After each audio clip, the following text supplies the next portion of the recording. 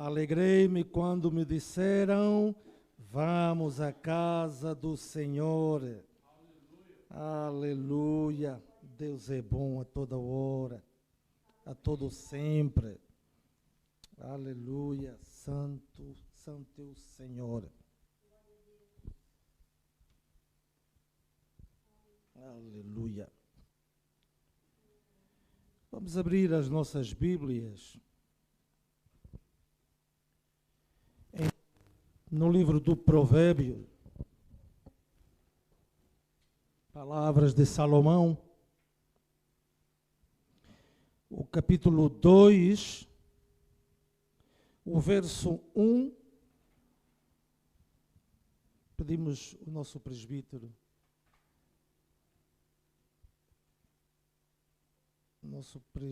se nos ajude no ecrã, porque aqui as letras são muito...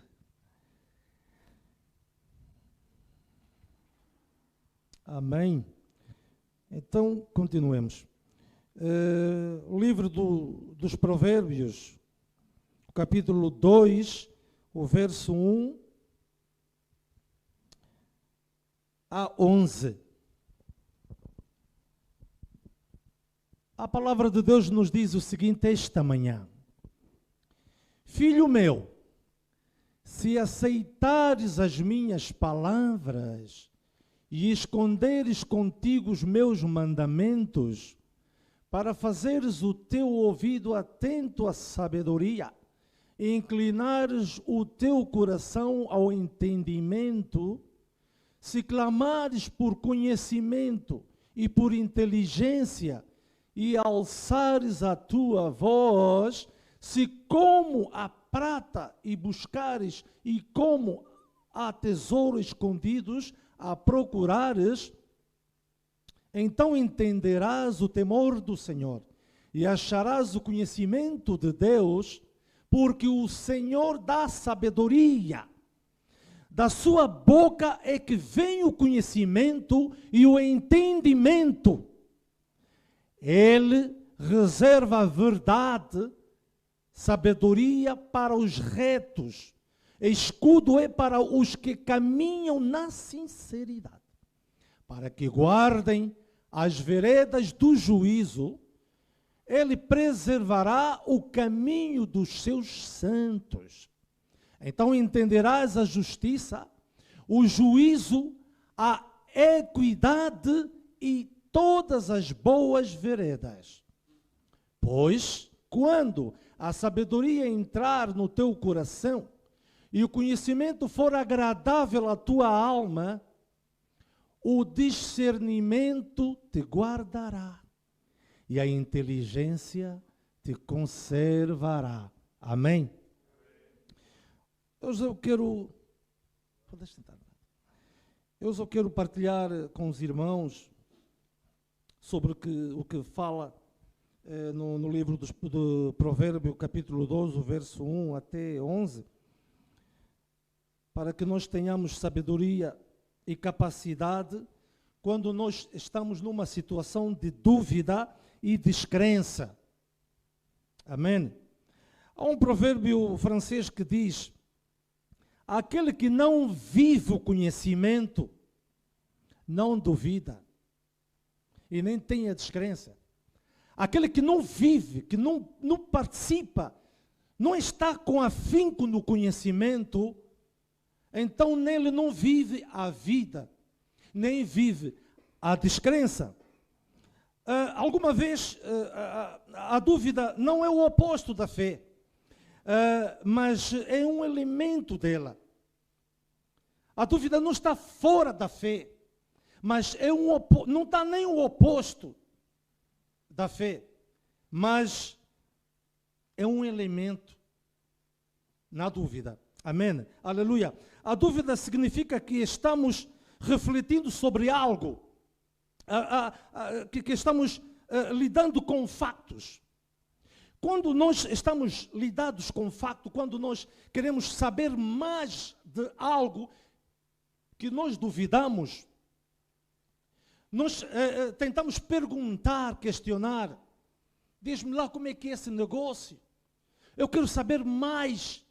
O que quer dizer com isso? Quer dizer que naquela perplexidade é uma perplexidade positiva. Porque nós queremos saber, queremos entrar naquela situação. Queremos conhecer, queremos superficiar, substanciar algo. Amém? Por isso, quando eu digo que estamos tentando processar e entender os fatos, é quando nós queremos alcançar a sabedoria. Queremos saber aquilo que esta ou aquela coisa quer falar conosco. Aí conseguimos entender. Portanto, amados, deixa-vos dizer que a dúvida não é necessariamente pecar ou pecado, porque alguma vez temos que passar para um funil da dúvida para entrarmos no santuário da verdade. Amém? No santuário da certeza. Amém? A dúvida é um aspecto da mente. Ao passo que a descrença é um aspecto de vontade. Quando nós duvidamos, é uma questão de mente. É uma mentalidade. Nós buscamos na mentalidade aquilo que nós queremos saber. É um aspecto de mente. Mas já a descrença já é a vontade, porque quem quer acreditar é pela sua vontade. E quem não quer acreditar é pela sua vontade também. Então, tudo isto opta na vontade, a descrença. Mas já a dúvida é diferente, nós queremos saber mais. Quer dizer, nós não entendemos, mas queremos saber. Amados, há muitos elementos, tanto homem como mulher, na Bíblia que viveram na dúvida, que viveram na descrença. Falamos em princípio até pelo Tomé. Tomé, quando Jesus ressuscitou, na primeira visita aos discípulos, Tomé não estava. Mas Tomé foi informado que Jesus tivera aparecido no meio dos discípulos. Mas Tomé, na sua vez, Tomé duvidou. Tomé perguntou se vocês observaram os furos. Vocês observaram nas mãos do Senhor? Se estava furado ou não? Eles disseram, não foi preciso. Porque Jesus apareceu presentemente. Era Jesus. Ele disse que só acreditaria se visse os furos do prego. Mas Jesus apareceu novamente quando Tomé estava presente. Amado, agora vocês vão comigo. Agora me questionam. Tomé pediu para que Jesus mostrasse as mãos. Tomé nem teve coragem. Quando viu Jesus, tremeu.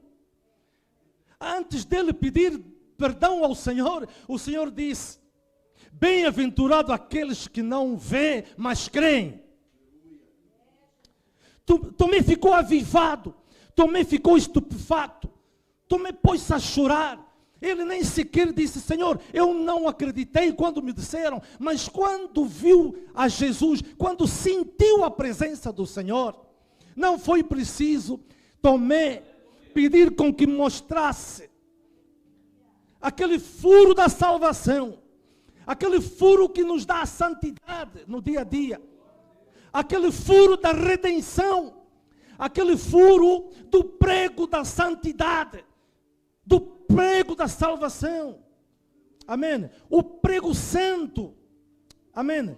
Aleluia. Por isso, nas nossas vidas, quando nós duvidamos, nós tentamos buscar discernimento a Deus e ao Santo Espírito, para que nós possamos entender o que Deus nos quer falar.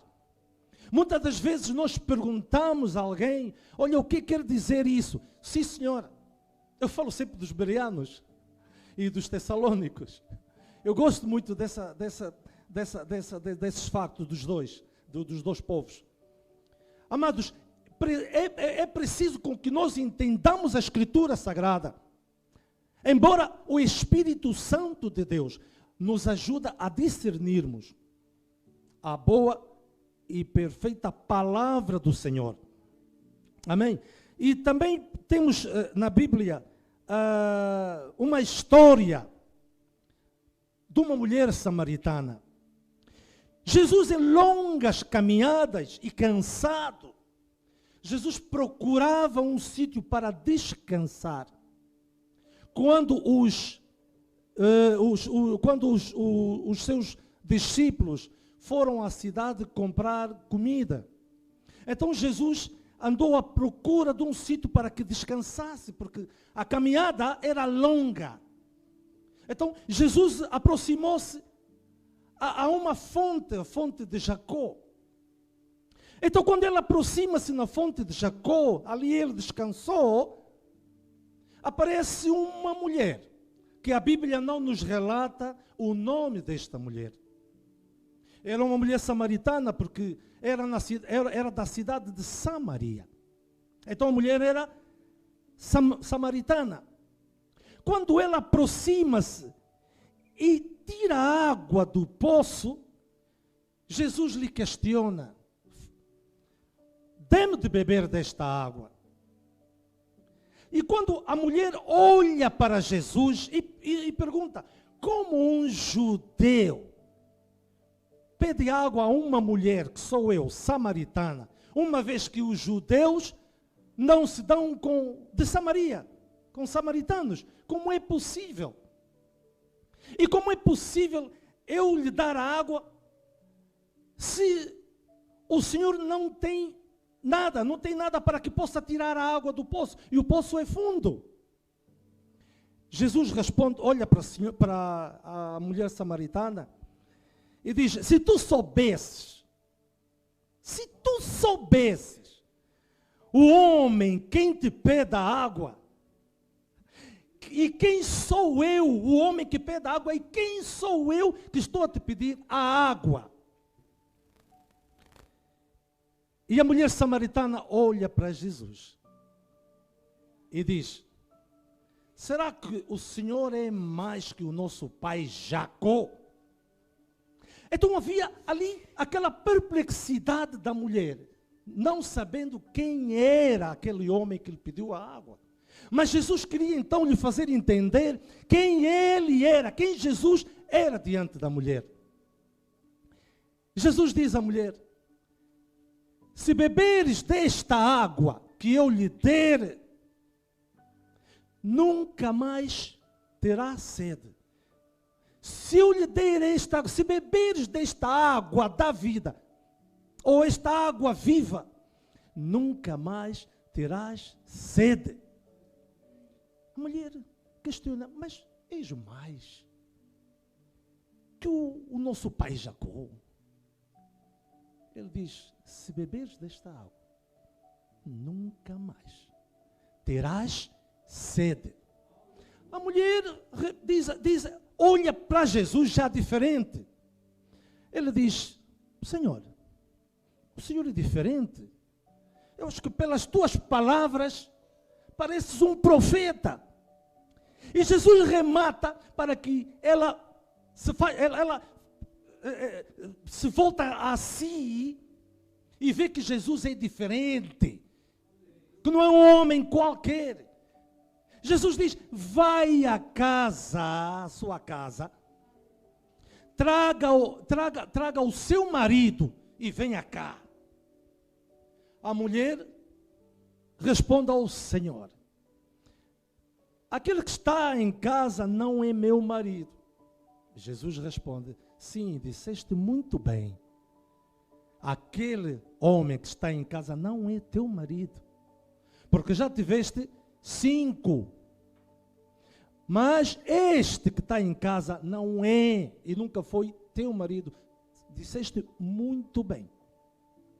E a mulher perguntou ao Senhor: como o Senhor sabe que eu já tive 5 homens e o que está em casa não é meu marido? O Senhor parece o Messias. O Senhor parece o Messias. Em questão de dúvida. Então, depois da mulher fazer o que Jesus mandou fazer, ela foi à casa e não só trouxe o marido, mas trouxe aquele povo de Samaria, do bairro dela. Então fez-se sentir que Jesus era o Messias que eles esperavam. Amém? Aleluia! Então, amados, houve mais ocasiões, até o Moisés, quando peregrinavam, quando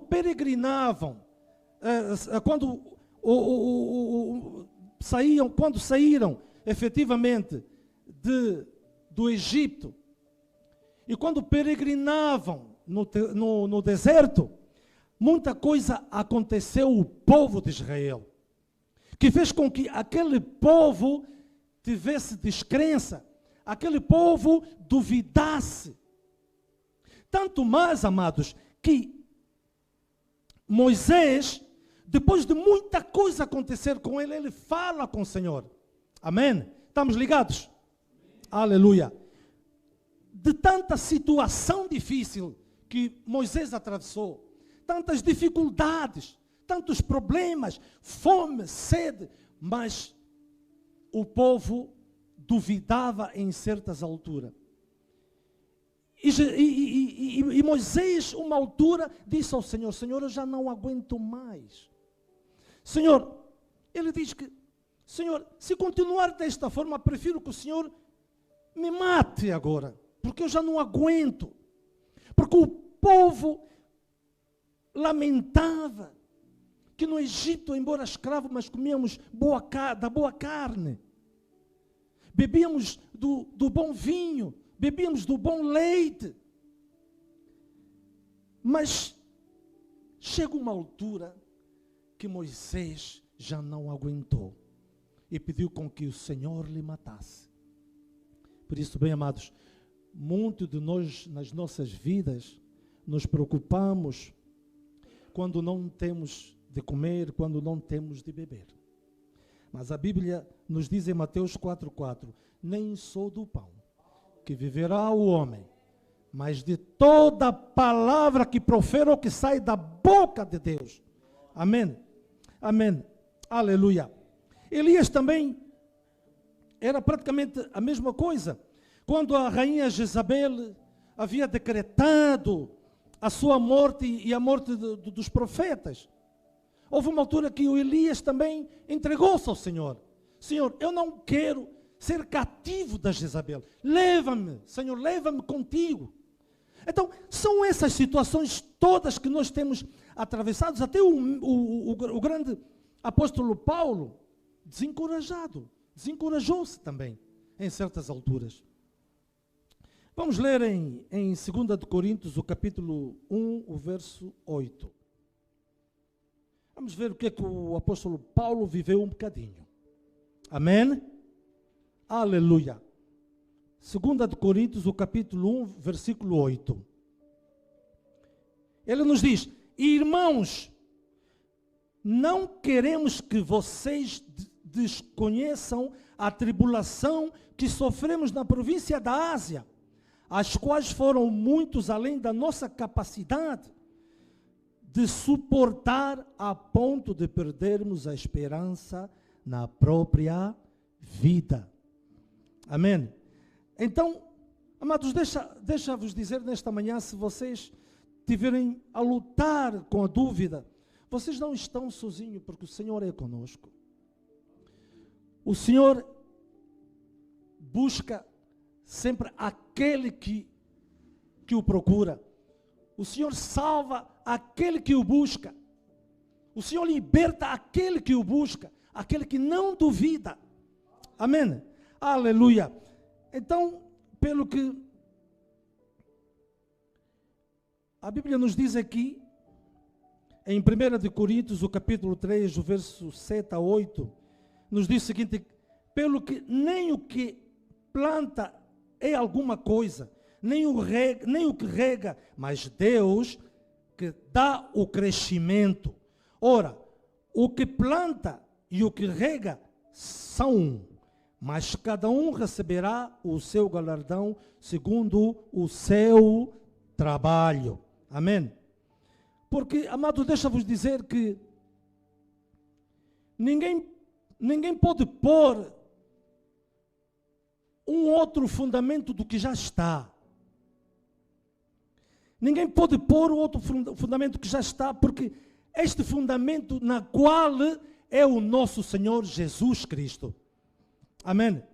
Então, pelo que a Bíblia nos diz, em 1 de Coríntios 3, 16, 23, porque a palavra de Deus é digna, é vasta. A palavra de Deus nos dá conhecimento pelo que vivemos e pelo que iremos viver. Amém? Que é o nosso futuro, a vida eterna. Amém? Com Cristo Jesus. A Bíblia nos diz em 1 de Coríntios, o capítulo 3, o verso 16 até 23, nos diz o seguinte esta manhã: não sabeis vós que sois o templo de Deus e que o Espírito de Deus habita em vós? Se alguém destruir o templo de Deus, Deus o destruirá, porque o templo de Deus é que sois vós e santos. Amém? Aleluia. Ninguém se engane a si mesmo. Se alguém dentre vós se tem por sábio neste mundo, faça-se louco para ser sábio. Porque a sabedoria deste mundo é loucura diante de Deus. Pois está escrito: Ele apanha os sábios na própria astúcia. Amém? Outra vez o Senhor conhece os pensamentos dos sábios, que são vãos. Portanto, ninguém se glorie nos homens, porque tudo é vosso. Seja Paulo, seja Apolo, seja Cefas, seja o mundo, seja a vida, seja a morte, seja o presente, seja o futuro, tudo é vosso. E vós de Cristo, e Cristo de Deus. Amém? Aleluia. Nós somos loucos por amor a Jesus. Amém? Através do Evangelho de Cristo. Amém? Nós somos loucos, sim, Senhor, pelo seu amor, pelo seu imensurável amor, pelo seu amor verdadeiro, pelo seu imutável amor para conosco. Amém? Aleluia. A obra de cada um de nós irá se manifestar através do Evangelho de Cristo. O que nós fizemos no sábado, o que nós temos feito nas sextas, o que nós temos feito no domingo, o que fizemos no domingo passado, evangelizamos, levamos o conhecimento daqueles que não conhecem a Jesus. É a obra do reino. Amém? Aleluia. Então, amados, façamos a obra em prol do reino. Porque deixa-vos dizer, amados, que a obra do reino não consiste em palavras, mas a obra do reino consiste em virtude. Amém? Fazermos a obra verdadeiramente. Amém? Não só por palavras, também em virtude. Amém? Aleluia.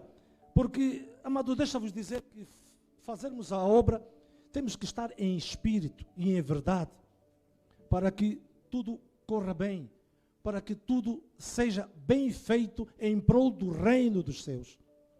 Amém? Porque nós vivemos pelo Espírito, amém? Mas também vivemos no mundo. Vivemos pelo Espírito, vivemos no Espírito, mas também vivemos no mundo. Tudo que o mundo nos oferece, tudo que a sociedade nos oferece, é lícito. Mas nem tudo nos convém. Como a Bíblia nos diz. Vamos confirmar. 1 de Coríntios, capítulo 6, o verso 12. o que é que o apóstolo Paulo nos diz? 1 Coríntios 6,12. Todas as coisas me são lícitas, mas nem todas as coisas convêm. Todas as coisas me são lícitas, mas eu não me deixarei dominar por nenhuma. O que o apóstolo Paulo quer nos dizer? Todo o alimento que a sociedade nos oferece para nós comermos, nem toda a comida que a sociedade nos oferece, o filho de Deus ou a filha de Deus pode comer. Não convém.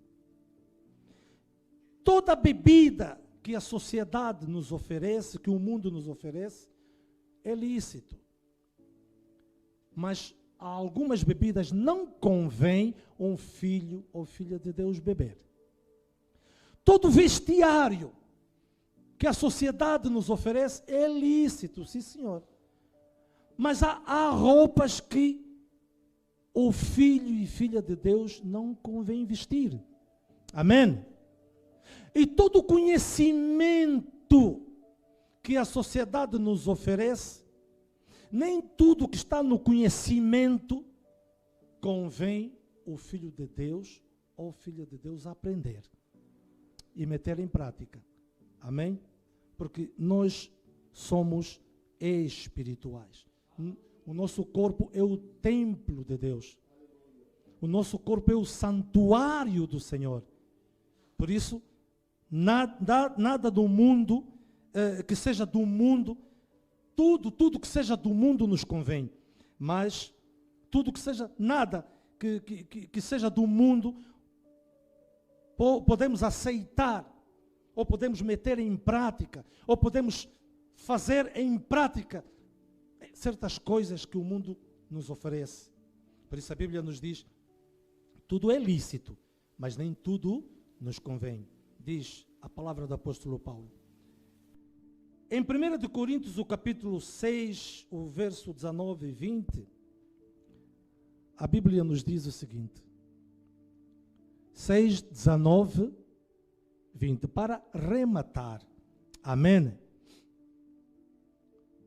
Ou não sabeis que o vosso corpo é o templo do Espírito Santo, que habita em vós, proveniente de Deus, e que não sois de vós mesmo?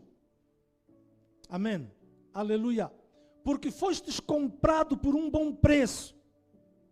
Glorificai, pois, a Deus no vosso corpo e no vosso espírito, os quais pertencem a Deus. Amém. Amados, deixa-vos dizer que nós fomos justificados.